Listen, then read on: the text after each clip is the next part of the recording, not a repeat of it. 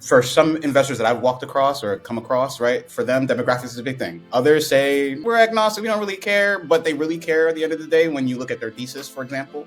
So how would you break down, I guess, understanding companies from a demographics perspective, and what does that mean to you? Or are you actually looking at that as more of a founder experience thing? You kind of lump that into like the team, how the team looks, that aspect, et cetera. Yeah, no, I mean, great question. This is why Manny Larcher, wanted to be at Jumpstart Ventures. Jumpstart's been here for 20 years. 30% of the portfolio is in Black or minority women founders. You guys probably know who Rodney Williams is, right? We invested in 2 of his companies, Listener and Solo Funds. In the case of many companies in Ohio, because of the lack of national attention that Ohio gets, their stories aren't really told. So I think, if you look at our firm, which our CEO is a woman, if you look at our managing partner, who's an Indian, if you look at the team, go to jumpstart.vc and look and click on the team page.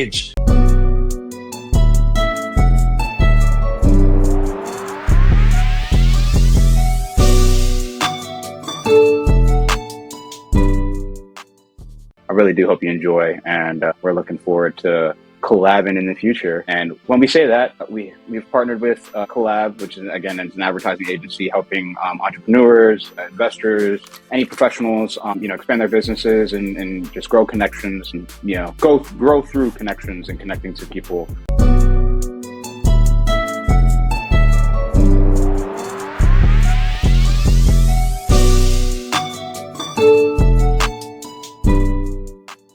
What's up, y'all? Welcome back to Why Y'all Working. It's a new year, new opportunity. Same Christmas tree to my left, guy to my right is Alaire. What's up? New spot. Well, not really new spot. I'm still in a different spot in my same house. As Michael said, it's been a new year. It's been great. There's a lot of new developments. We got a lot of things coming for y'all in the works or expanding, doing more. Can't wait to show you all the things that we got going on. A lot of things have been happening recently, so we're gonna get to it, if you will. Michael, what's been going on lately with the environments, the industries, the market? How's that been going? Yeah, things have been changing. I think we've been seeing on a macro level, there's been a lot of news that makes us feel uneasy at certain times. There's been a change in the executive office, and with that changes came a lot of sweeping changes in the past 12 days, including the latest thing called tariffs. Hopefully y'all know what it is. If you don't, sit back, we're gonna explain it to you in high level and to make sure you know how and where you can prepare your business. Tariffs have been impacted on China, Mexico, and Canada. Now, again, a lot of people don't know how to use ChatGPT, so let's show you how to use it and how we can discuss whether this is facts or cap ahead of this great episode we have with Manny. So let's take a look here. So Trump has imposed tariffs on China, Canada, and Mexico. How does this affect business? Let's just keep it simple. A simple thing, just like Google, searching the web, collating different news articles, and we got a lot of things here. Larry, you want to chat about it a little bit? Yeah, so as you can see, ChatGPT put up one of the major industries that'll be impacted is the automotive sector. US used to be a very heavily automotive, blue collar worker place, right? So when we look at this, seeing like companies like Toyota, Nissan, General Motors, Ford, keep in mind that these tariffs will be affecting the electrical vehicles, the EV vehicles, and those manufacturers. I believe that Trump has said he's trying to bring back a lot of, that work stateside. So anything that's being built overseas or outside of the U.S. borders will now be affected as a result. So, the automotive sector will be one of those major ones there. Moving on to retail and consumer goods. Again, the U.S. relies heavily on China and imported goods like that. So everything in our grocery stores are going to be inflated, right? Analysts are talking about absorbing these costs. I think that this is correct as far as ChatGPT is concerned. We're already seeing eggs skyrocket. So that in and of itself is going to hurt a lot of people because, eggs are probably one of the most accessible, low-cost foods that we have in our supermarkets. So just keep that in mind.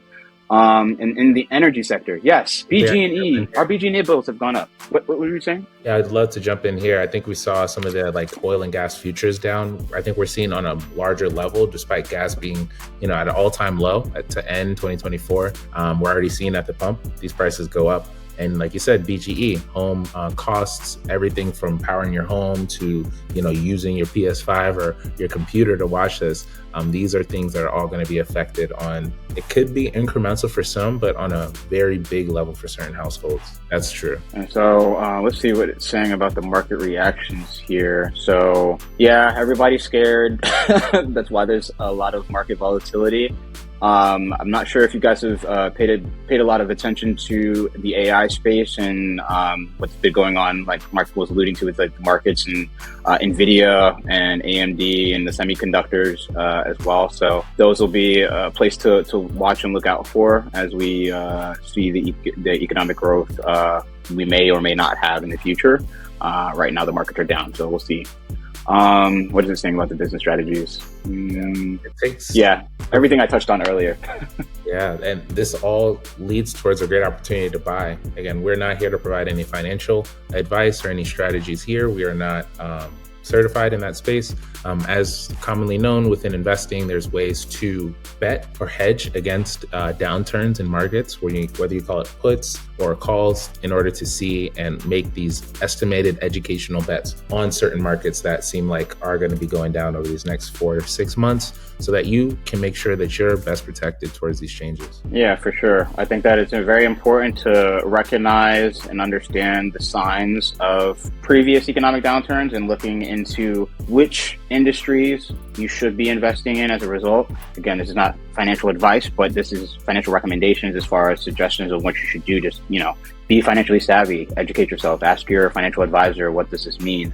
Or, what happened in the '08 housing crisis to prepare for what potentially may happen, in the next couple of months, years, or days from now, right? So, exactly. And it sounds like a big conversation, I think we're going to talk about it here, is retaliatory. I'm not going to try to say that word again. Tariffs that these countries are going to impose on Americans trying to export goods. So if you thought that, despite us increasing tariffs towards importing certain things, us exporting certain things into other countries might go down.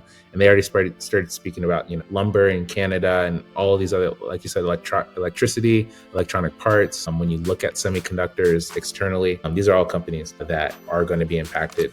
Again, it hasn't happened yet. We're talking about delays of 1 to 2 months before these countries choose to start saying, hey, American-made products might be something we need to start moving away from. So a lot is changing before our eyes. So we're going to make sure we keep you in the loop as much as we can. Yeah, there's definitely a lot changing. You don't want to be caught lacking. And you definitely don't want to be on the short end of the stick when everything does change. So make sure that you are paying attention to your financial systems, pay attention to your currency. Doesn't matter where you are. Pay attention to your politics. Don't get too involved, but just pay attention to the indicators that may and the signs that may affect your specific space, your livelihood, and where you're working.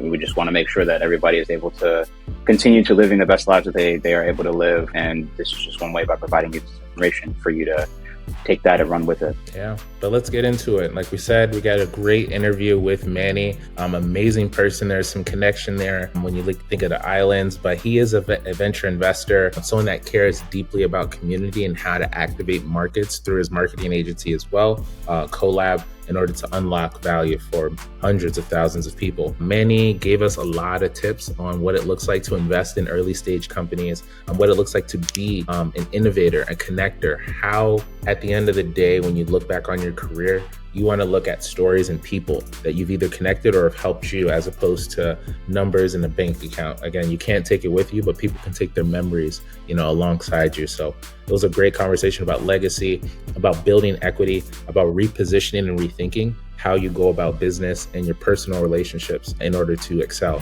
And there's a lot of good book recommendations too. Any thoughts, Alaire? Yeah, I can't wait for you guys to see this episode with Manny. It's been an amazing, I want to say we were only supposed to record for a set amount of time, but we definitely went over that. So I hope you, by hearing me say that, definitely know that there's going to be some good information for you to kind of sink your teeth into coming up. And for those that are, have similar stories to Manny's and ours, you'll be definitely able to kind of resonate with Manny's history of how he grew up, where he's from as a fellow Caribbean islander, and really understand, now that he lives in the United States, really what, working means to him and what his purpose is in life. And I think that understanding that story is probably one of the most important things that, people could take away from, our conversation with him. So I really do hope you enjoy, and we're looking forward to collabing in the future. And when we say that, we've partnered with Coleab, which is, again, it's an advertising agency helping entrepreneurs, investors, any professionals, expand their businesses and just grow connections and,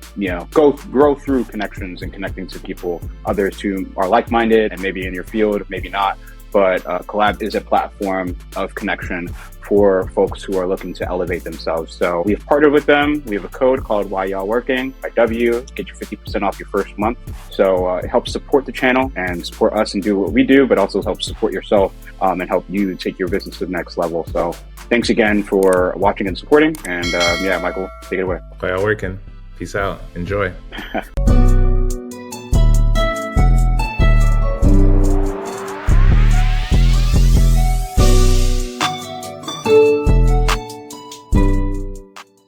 What's up, y'all? We got a special edition of Why Y'all Working. I'm your co-host, Michael Obusanya. I'm Larcher. And we have Manny here. Say what's up to the people. What's up? How y'all doing? Happy to be here. Awesome. So, like we said, we're going to get into it, breaking down a deal. I'm going to paint the scenario to you. You're evaluating this company off of the first conversation. What do you think? We have a pair of co-founders, two people in their 50s. They've been able to work for the IRS for the past 25 years, of which they've been able to grow, haven't received director position, haven't received vice president position, but they are managers. What they have noticed is a clear error in the IRS filing process to be able to save taxpayers on average 2 weeks when filing for their taxes. That saves the IRS about $500,000. And they're coming to you with this idea. They've been working on it, quit their jobs, living off their savings for the past year, and they have yet to get a single dollar in revenue yet, and are saying they're working towards an MVP after working on this for the past year. What do you say to these founders? Yeah, so I think in the case of, you look at their experience, it shows that they have knowledge of the industry. So that's always good, you're right, in terms of, understanding the pain point. And then from there, I think it's about, where are you at in terms of execution of the idea? Do you have, I think you said it costs the IRS $500,000. I don't know if that's a year, annually, or is that like per person or something like that, but that's not really a big pain point. I think that's one quick red flag. So do they even need funding, I guess, is, immediate. But, from there, I think it's evaluating, the opportunity and kind of gathering information, throughout the process and learning more. I think, but yeah, initially, I think it would sound something interesting, but would probably want to see a deck to understand their plan a little bit more. Gotcha. And when I said 500K, I really meant, 500K per 100 people that are filing their taxes. So that's about $5,000 saved IRS per tax filing. Got it. Yeah, no, great opportunity. I think just, if I was an angel investing into it, I would want to see, can they execute? I think that's the most important thing. So you're saying when you say can they execute, you're saying all the work that they've done up until now is basically nothing? Am I understanding that correctly? I mean, you said that, how do we understand the definition of what is execution versus, or what is actually executing, right, to a VC standard versus what is executing to an individual, right? Because to them, they've been working on this for a year, right? Most entrepreneurs are working on their product for however long they've been quote unquote executing, right, to whatever lack of the extent of understanding what that word really means. But they've been working on their project. So how would you say, I guess, execution can show, or at least at what point does an execution shows something to you that is worth your while for you to actually take a deeper look into it?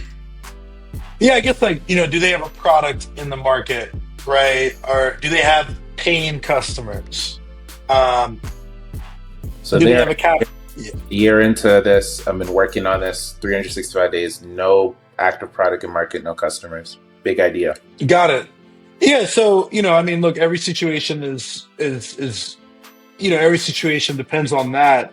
In the case of Jumpstart, we've invested in ideas, right? But just kind of removing Jumpstart from the equation, I think it's just, as an, when that's what they mean. Like, I think when someone says execute, do you have a product? Do you have customers? And if you're Yeah, it's about how you tell that story. If you've never raised capital or sold a company, then then then yeah, it's how have you executed as a founder? Makes What I don't yeah, yeah. I guess that's the mentality, Yeah, so let's start. Let's talk a little bit about like how you evaluate deals, like in the role that you have. Like you talked a little about angel investor, but on a VC level, again, Yeah. execution, founder experience, leadership skills. Let's hear a little about that process from you. Yeah, I think it's, in general, I think it's what is the problem you're solving, big picture, um, how are you unique to solve it, what type of traction you have, and what's your plan, capital plan. I think that's really it, Okay. Alaire, any questions? How much do demographics play a role in your decision-making process? I know that for you, it may not be as, I don't know for you, right? Like for some investors that I've walked across or come across, right? For them, demographics is a big thing. Others say, we're agnostic, we don't really care, but they really care at the end of the day when you look at their thesis, for example. So how would you break down, I guess, understanding companies from a demographics perspective, and what does that mean to you? Or are you actually looking at that as more of a founder experience thing? You kind of lump that into like the team, how the team looks, that aspect, et cetera. Yeah, no, I mean, great question. This is why Manny Larcher, wanted to be at Jumpstart Ventures. Jumpstart's been here for 20 years. 30% of the portfolio is in Black or minority women founders. You guys probably know who Rodney Williams is. Right? We invested in 2 of his companies, Listener and Solo Funds. In the case of many companies in Ohio, because of the lack of national attention that Ohio gets, their stories aren't really told. So I think if you look at our firm, which our CEO is a woman, if you look at our managing partner, it was an Indian. If you look at the team, go to jumpstart.vc and look and click on the team page. You will see that it's a 20-year firm that has been doing it, right? If you start talking to a lot of ecosystem builders, if you start talking to Capital Factories, the 43 Norths, right? A lot of them might use Jumpstart as an example of something that they look up to. So from my position, these are all reasons why I wanted to come here, because it's never been about it. And, again, they did hire a college dropout, first generation St. Lucian, to be on the VC team, right? So I just think in all of this stuff, they could have put out press releases and stuff like that saying, hey, we helping Black founders. But, in the companies that actually do the work and are actively hiring people and investing in people, those companies need to get more attention, in my opinion. So if you're all down, let's jump into another case. You get a warm intro, or someone sends an intro that you trust them, to another group of founders. These group of founders are based out of MIT. One of them has dropped out. 2 of them are still currently getting their degree. 1 is a recent graduate. What they have been able to do is create a robotic system. It's its own robot that can go into Walmart, Safeway, any grocery store, and analyze produce based on how fresh it is, how not fresh it is. It also has the ability to take out said, rotten or not good food. What they tell you is that this product has already been developed, and they can roll this out to, grocery stores across the country.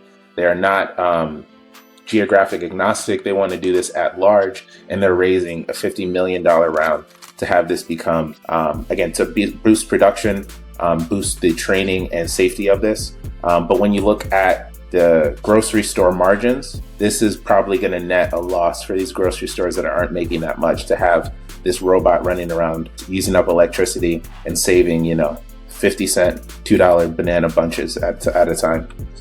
What questions do you have? How do you evaluate something that seems amazing and comes from a prestigious university, but the margins don't seem as successful as what you'd like? Yeah, that's a great question. I think it's, being resourceful, seeing how you could at least, point that founder in the right direction to get the right assistance if it doesn't align with, our thesis. or other investors' thesis that I work with closely. But I think that's the job of a investor, just to at least be resourceful and point that entrepreneur in the right direction if you can. Um, um, but that's a courtesy. It's not their job to do that. I think a lot of founders forget that it's a courtesy to do that. It's not their job. Would you invest in that company? Well, I mean, just again, in terms of Jumpstart, it's not an Ohio company, so that would be an easy decision in terms of that would be one red flag. I mean, in terms of personally, I like marketing and I like software, so I don't know how personally I would be able to help. That makes sense. Larry, any thoughts on that? Got you. I think that just the situation that you posed to at least Manny, it's not necessarily in his wheelhouse, so I feel like it's a little bit complicated for him to answer a lot of the questions that you're looking for him to answer, just from that perspective. So I'll just leave that there. But one of the things that I was going to ask Manny, as far as even when you are in Ohio, for example, let's say these founders or whoever is leading this product and service are from Ohio, but they're from prestigious universities. Let's say you have two groups. You have prestigious university group, and you have like a basic university group. Out of those two groups, let's say they both have the same metrics, et cetera, who would you invest in based on that? Or who would you be predisposed to investing in, if everything was equal in terms of, okay, well, the margins are here, the margins are there, but the team may just be, well, let me not do that, because if I diversify the team, you're probably going to go with a diverse team. So I'm going to just say, like, they're both white teams from one prestigious university, one basic university, but their products are still out there in the market. They just need capital to kind of go. How would you then break down a deal that is so similar, but again, the founders come from a prestigious university where they may have more resources and connections that you could probably liaison and help them with, versus somebody else that doesn't have that, and you would have to then, I guess, leverage more of your favors to help them get a little bit further. What would be your process around that? Yeah, I mean, so just, I guess, in the context of, the firm that I'm at, Jumpstart, your education really doesn't matter. We're evaluating the company and like the opportunity and traction. So I don't, we really focus on what's the pain point that you're doing and how are you, solving this pain point. Right. And I guess, the conversation is, it's just a venture scalable opportunity. As a founder, I mean, like, okay, like if I, like, as a founder, I'm just letting you guys know this doesn't matter. I mean, I could say it in so many different ways, shapes, or forms, but it just doesn't matter. Now, let's say it does matter. Okay. That individual might feel more entitled to opportunities. They might try to get certain things. So then you, as a founder, you have so many ways to just out execute that individual, right? I think it's, I say competition is for losers, but then understand the opposite of that, right? So if someone isn't working with you, then you should know how to define that as a founder, right? And then you should just be patient and out execute them, and let karma decide who wins, right? So that's how I look at it. It's never mattered. I got you. Okay. Yeah. So, speaking about things that never really matter, or at least to you in the general things, and I know we're generalizing about the industry, but I think it's important to kind of let these things be known to the public and to other entrepreneurs and founders that watch, our podcast and listen in, right? To you, when founders come to you, what are the main things that a founder cares about that you don't particularly care about, right? Let's talk about that. What are problems that founders are bringing you that probably don't matter in the grand scheme of things, that you keep constantly having to tell them, hey, focus on this. You should be focused on revenue. Don't focus on this other thing, which doesn't completely matter because you need to be executing, right? Yeah, definitely. I mean, just I think it's just worrying about everything other than the main thing, right? Which is your product, which is your customers. So just think anything other than that. Anything other than products and customers, okay? I mean, like, are we talking about investors? Are we talking about growth? I just think, and I'm not saying this under in the terms of, look. The elephant in the room is you have to be resourceful as a founder, and I mean, like, investors are incredibly resourceful. Let's just use Jason Calacanis as an example, right? Do you guys know who he is? Exactly, right? So, like, let's just sit here and think about that for a second, right? So, investors need to be resourceful, period. So yeah, I just think, so if you really think about an investor, it's like, how can an investor be helpful, right, to a founder? Most likely you provide them with capital, or you provide them with, new customers, so I would just kind of simplify it to like, that's the value of an investor. There's someone coming along for the ride, right? They're taking equity of the company, and they only win when the company is acquired or has a liquidity event. So I just think it's important for people to remember that. I don't know if like, I'm not a coach, I'm not a mentor, I'm not a pastor, right? You know what I mean? So I think those are, right? Look, if I was going to be a coach, again, I'm from St. Lucia. Why wouldn't I coach people that need that advice more, right? If I was going to be a mentor, again, I'm from St. Lucia. Who do you think is going to listen to me more? I don't have kids, right? Like, I'm not a pastor, right? So I just think it's context. I think it's important to keep certain things in certain context. I appreciate that. Michael, you have anything? Yeah, I just wanted to think about, again, like the idea of consensus versus conviction. When you present deals to the group at Jumpstart or any VC, how do you balance that idea of conviction? Someone is so, dead set that this is going to be the idea that's going to help grow our VC, or this is going to be the future. If we miss this, we missed on something huge. Versus, again, consensus. It might have came up via a cold pitch, or someone might have met a founder. But again, five out of six people in the room have to say yes to this deal.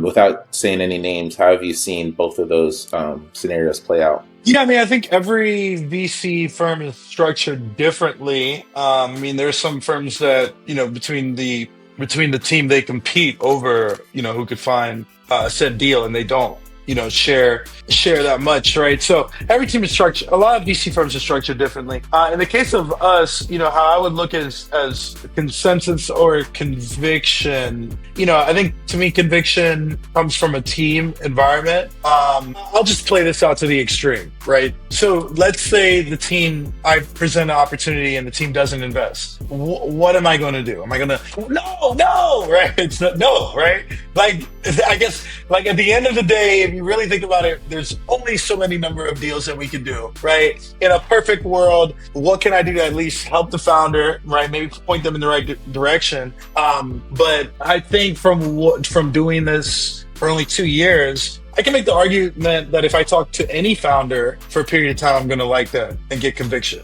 at the end of the day. I can make the more I talk to them, right? So I think it's important to, as a founder, to understand what thesis that investor operates out of, and then how do you meet them and kind of talk to that. And then from our perspective, I think it's a conversation. It's an ongoing conversation, and over time you start to hopefully like the opportunity more, and everyone gets aboard more over time. But I think we all think too much of it. Like, it's not a one call close process. It takes time to really evaluate a deal. If we brought up buying a home, you can't buy a home at the end of the day. You can't buy a home in one day, right? You go to a bank. What's your credit score? Let me see your tax returns. Let me see your job, right? So it's still a process. I would look at VC in terms of a process as well, right?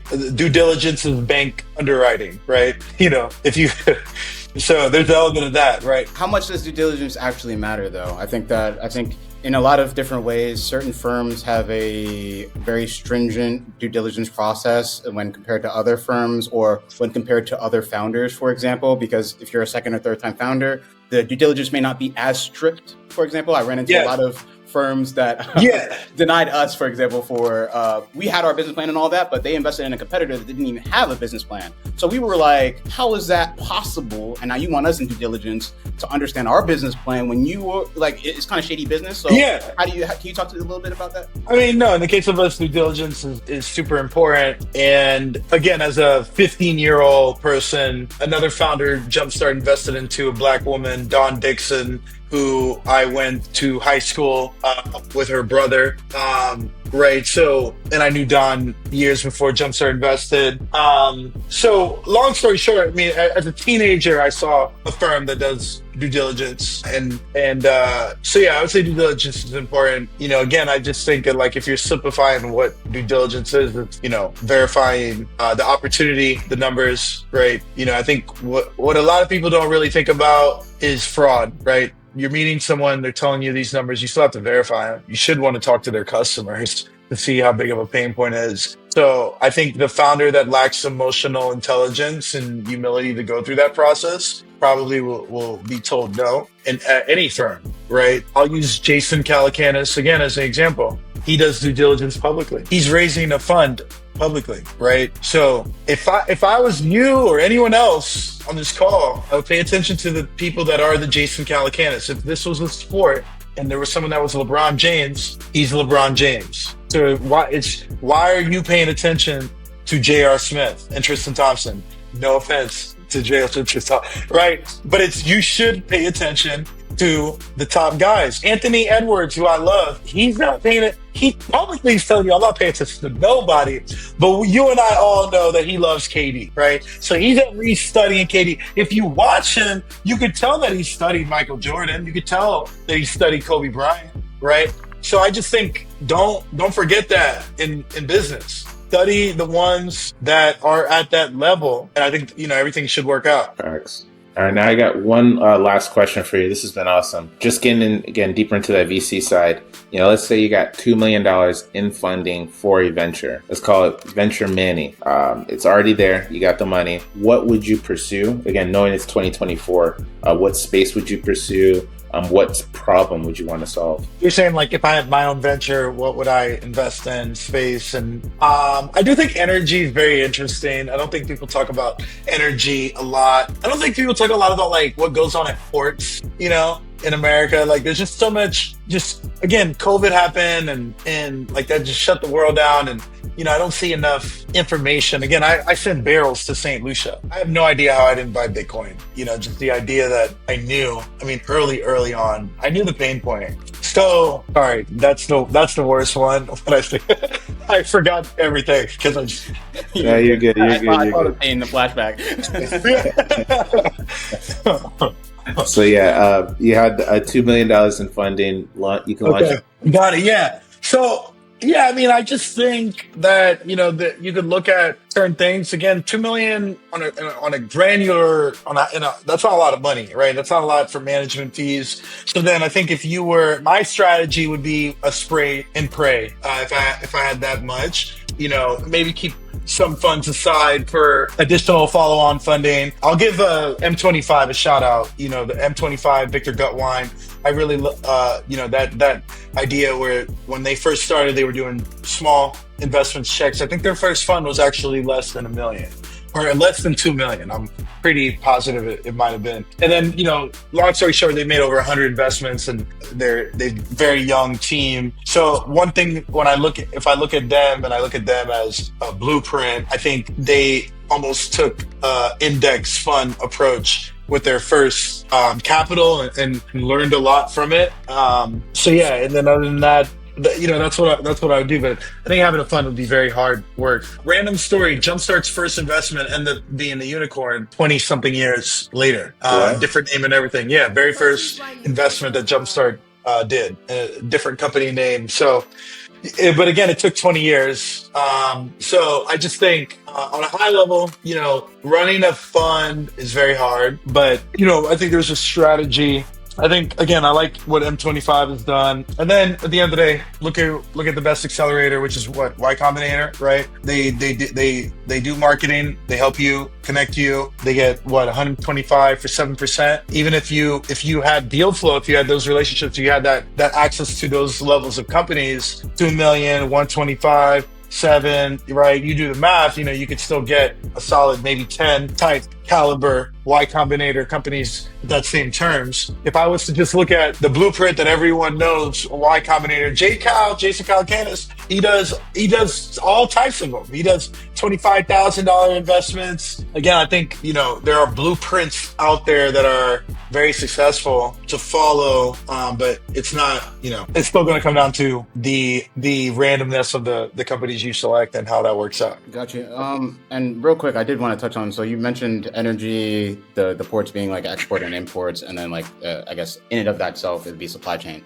Out of those three, I know you mentioned spray and pray strategy. Where would you put the majority of your money? And what type of energy are you talking about? You're talking about nuclear, solar, renewable, non-renewable, fossil fuel? Like, what were you kind of looking at, and what is actually piquing your interest? Yeah, I think so. I would say what is going to lead to job creation, and where's the most momentum. Like I like what the conversations around the nuclear. Those a lot of that. Again, and I'm just talking personally, but yeah. Those conversations seem out. Look, I'll just say it comes down to execution, right? I could meet two founders doing the same exact thing. If one of them has a product, I'm going to work with the one that has more customers. I'm going to select that one, period. Or I'm going to select the one that has more humility, and they're going to figure it out. And I don't know how that happens in one conversation. So that's why, it's an ongoing conversation, period. Look, if the founder says, I think there's two sides of it. There's, hey, look, I'm going to raise this amount of capital. So this is the time limit that I have. I would love if you're on the cap table because I love your experience, yada, yada, right? So then obviously in situations like that, you have to move fast. But in the alternative, if it's like, hey, I need this capital. If I don't get it, this business is going to fail, right? That's not, like nothing wrong with that. I get that. But that is not like, if it was my funds, that I'm not going to put money in that. There's too much desperation. Like, I appreciate you. Thank you for telling me. The door's on the left. You lose desperation. I'm sorry, I can't.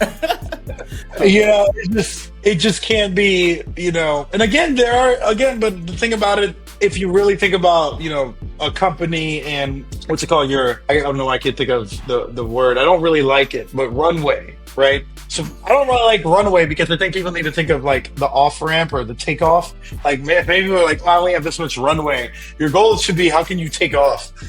Right? So I don't even like the idea of runway because I just, but anyway, all of our businesses in some way, shape, or form have a X number of months runway, right? And if you think about it, right? But I think it's how do you tell that story that shows that you could take off and you could use this capital to take off quicker and to accomplish or to capture the market. If Uber and Lyft weren't competing at the level of which they were competing and raising that much capital at that period of time, then I have a hypothesis that there might be 6 or 7 ride shares. They are so big and they captured so much of a market. Name one Airbnb competitor. Vrbo. Okay, thank you. I was hoping you said Vrbo. That's what everyone says. Yeah. Like everyone just says Vrbo. Like, good for Vrbo. So because of this, Vrbo is going to be acquired. You and I both. I've only booked on Vrbo once, right? We don't even know how productive Vrbo is in theory, right? They could really be struggling, but because they're now in that space, that space, right? They're set up for. I'm sure they could raise some capital or probably become acquired. So yeah, just think about that. There's a few examples like that. Well, thank you. Appreciate it. This has been awesome. Again, for people who are, junior analysts at firms trying to work their up to partner, it's important to diversify not only your funds, not only like your environments and hobbies, but like what you listen to. And Manny, I really appreciate you just sharing your perspectives with everyone here. This has been an awesome episode. Thank you for getting into the art of the deal. Thank you for getting into how you process and analyze companies because you're great at it, let's be honest. So this has been awesome. Thank you, y'all. That's why I'm working. I'm your co-host, Michael Ogusonia. I'm aware. Thanks, Manny, for coming out today. No, it was a pleasure being here. Love the podcast. Keep it up. Thank you for having me. Thanks. How can people reach you? Yeah, you can reach out, Manny Larcher. I'm on IG. I'm on LinkedIn. Collaborate and Elevate. Follow us on all socials. And yeah, anytime. Or through you guys. Have them reach out to y'all. Yeah. We'll definitely put them in contact for sure. Got you. Yeah. All right. Peace out. Have a good one.